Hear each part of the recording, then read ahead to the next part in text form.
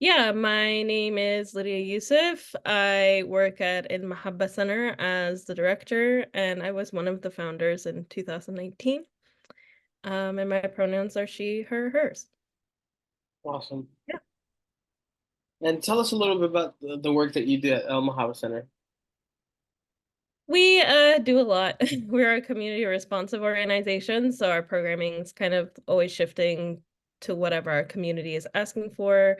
Right now, we have some youth programming, ACT, tutoring, college prep, art classes, field trips, and then we have some programming supporting a lot of our first gen newcomers. So we have a mutual aid network, we have a diaper bank.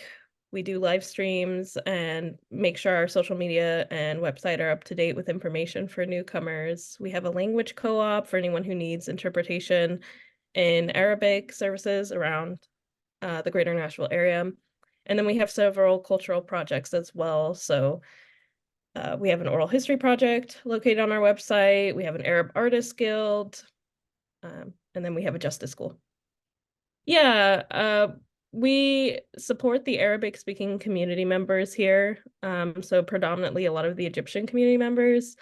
For folks who don't know, Arabic is the third most spoken language in the whole state of Tennessee after English and Spanish. And fun fact, the country with the most foreign-born individuals after Mexico, Mexico obviously being number one, India and Egypt are tied for number two.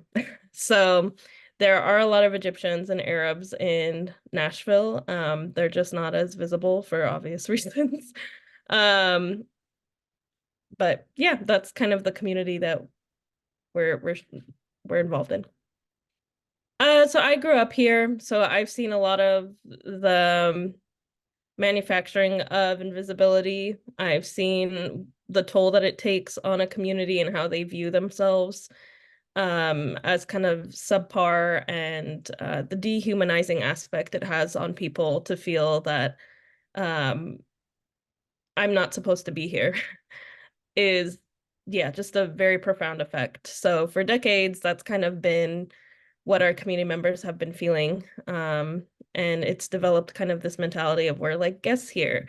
So it doesn't matter if we're being abused. It doesn't matter if we feel like something is wrong in a factory or hotel or in a school, because who are we to say anything? We need to be grateful immigrants. So on top of that, seeing it from the outside, you see so many nonprofits and the government are not working and they're not working for our people. So our people have to kind of figure out how to deal with the wound and say, well, it's because we're not grateful enough. Instead of speaking about it in terms of these are white supremacist organizations and a government structure that wants you to feel like you are not human and that you don't deserve good things and that you don't deserve to complain. That's how they keep white supremacy alive. So we came in 2019 to address the lack of resources being offered to Arab and Arabic speaking community members.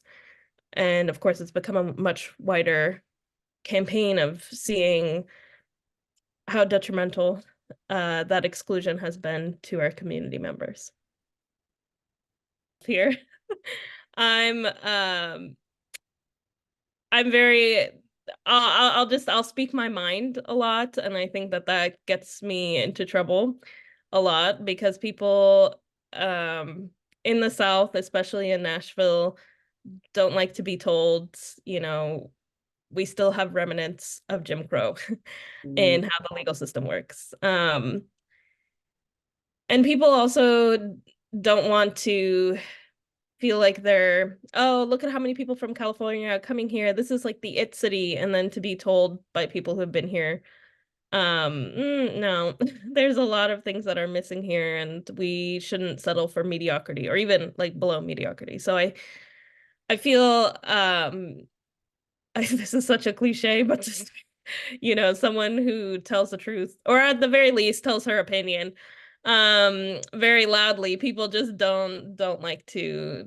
hear that. And I think that um pushes me out of certain rooms and certain spaces, which I'm okay with. But maybe I think other people in my community want me to be there and want me to be in that space and want me to oh and want me to just take up that space on their behalf too. So I'm not too much into representation politics either. Um and I think a lot of people like to tokenize me and like to say, well, we have Lydia here, so we have an Arab is in the room. And that has also been a hindrance. So people who quote unquote include me, but include me as a diversity quota and not necessarily because they want systemic structural change. So I also grapple with that too of I am not a representation of my community at any measure. Community members need to be involved as much as possible. I represent myself. I can do as much as I can to say this is what I feel. I hear from a lot of people, but that's not a democratic procedure. And it's also not fair for people who are paying all these taxes to feel like they are um, on the sidelines of every single decision.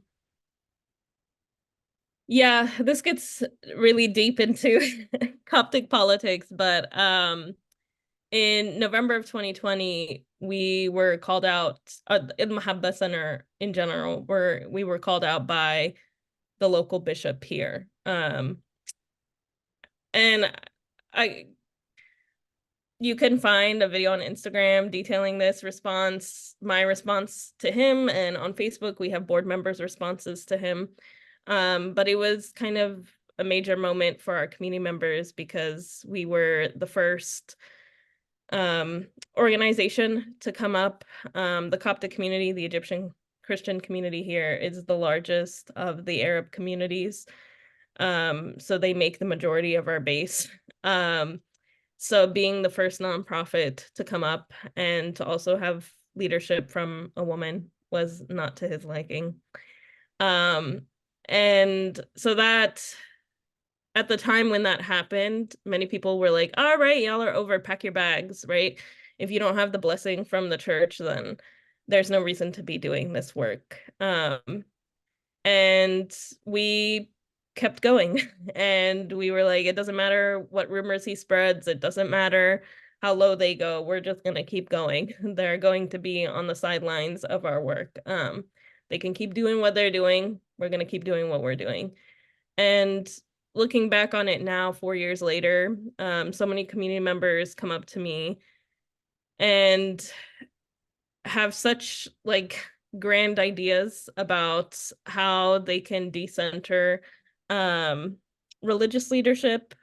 And it's something now, you know, looking back how much we trailed the path, or not trailed the path, I guess, like trailblazed, I don't know, like cleared the runway for so many people to feel like, oh, they did that. Okay, that's not like we don't have to feel like we have to get the A-OK from religious leaders. We can go ahead and start a political association. We can go ahead and start our own radio. We don't have to be tied down to what one person says or doesn't say about us. Um, so I feel like we've made such um, headway in terms of shifting the culture for specifically the Coptic community. And then in other ways for Coptic community members to sit down with Muslim community members as well, and feel like there's a shared space between them, that we don't need to be advocating in our separate silos all the time. Um, well, I am still learning, but I think the big thing is partnerships are super important, and can make and break anything. I think the big reason why we survived November 2020, when the religious hierarchy came after us, was because we were a very strong unit as myself and the board. because they did try to pit us against each other. And they were like, you know what? All we want is Lydia. So just y'all just leave her and we'll take her. um, and the board did not budge and let them do that. So to me, a lot of times I myself will even jump into a partnership thinking this is really great. We have the same alliances, same ideology. Um, but then you quickly find um, that if there's no real partnership and sense of humanity, so a person who's willing to work through conflict with you, a person who is willing to say, woo, you made that problem for yourself, but you know what? I trust and believe in you, and I trust and believe in the larger mission. So let's pull you out of this. I'm going to take the time to do this because I know down the road you're going to take the time to do this for me when I'm in a sticky situation. So to me, that is the most important part of the work that I do is finding people who will stick around, not just in the good parts, but also in the times that are tough when the time is needed to go through something. Um, and then conflict as well is really important. I think because we live in a city where people can easily avoid conflict, that conflict is often avoided. So there's not much to be managed there, but I hope people find people who don't want to avoid conflict, who want to tell you exactly what you did wrong and why, and say, but you know what? I'm gonna work through it with you. Um, so those would be my two big things is there's nothing the individual can do without the collective. So always seek out those partnerships and don't be afraid of conflict knocking on your door. They will either strengthen that relationship and that partnership, um, or it'll fester and you'll have to move on and you'll learn a lesson. And hopefully there's accountability in that process, or at the very least, there's a lesson in it. Yeah, we do have a big campaign in partnership with Arts Equity Nashville to work on equitable arts funding, not just in um, through the budget process of getting 1% from the combined budget, but also in equitable distribution. 70% of Metro Arts funding since it started giving out grants since 1972 have been going to only 10 organizations in Nashville. So imagine a city that is called Music City, and the majority of artists in the city are not even getting small grants to do small projects. So, especially within the Arabic speaking communities, we are definitely not seeing that money. So that's where our stake is in working in that campaign with Arts Equity Nashville. Um, I would love to see the driver's license translated into Arabic, and people don't have to go to Alabama anymore. I would love, yeah, Alabama has the exam in Arabic, and we have way more Arabic speaking folks here, and we still have not been able to translate it. Mm. And I think mainly I would love this year if people can see, especially with the rally that happened this past weekend, um, this city is not as progressive as it makes itself out to be. Um, and that is something we can fix as a community. We just cannot be glamorized by celebrity activists. We can't be glamorized by easy solutions and easy legislation to pass and most progressive council, yay, they'll fix it. We have to all be involved and we have to all feel like there's a stake in this. Um, and that doesn't have to be like going to Metro Council meetings. But that means in developing community autonomy and community spaces that are responsive to the healing that is required in each community. So that's the big overarching theme is to say, Nashville is not as progressive as it makes itself out to be. We need to find each other and start building against white supremacy. It's always been here. It's yeah, it's in full-fledged form here in Nashville. So we can't be delusional about our own suffering and our own oppression in the city. Ah, that's a good question. I am a plant lady, so Ooh. I do have a lot of plants. Um, yeah, they've been kind of suffering lately, but we're gonna, yeah. Uh, do not feel like you're an imposter. Do not feel like you have to have this nonprofit management background. I don't have it. I have a master's in Middle Eastern studies, so I studied colonialism and history. And here I am. So that's one thing. You are as smart as anybody else in this field, if not smarter. And two, I would just find a mentor. So find somebody. Women of color have always been mentoring me, taking me under their wing and showing me how to do things.